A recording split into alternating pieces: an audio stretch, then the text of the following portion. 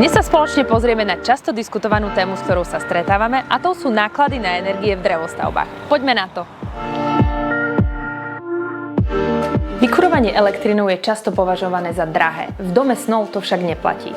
Napriek tomu, že sú domy vykurované elektrínou, sú nízkoenergetické. Priemerné mesačné náklady na vykurovanie sa pohybujú v rozmedzi od 35 do 55 eur a na ohrev vody od 10 do 20 eur.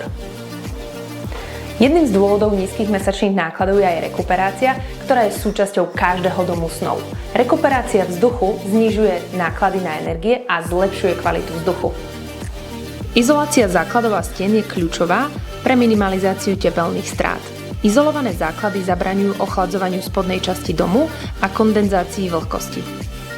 Drevostavby rýchlo reagujú na zmeny teploty. V lete rýchlejšie ochladíte, v zime rýchlejšie vykúrite. Menšie teplotné výkyvy znamenajú väčší komfort.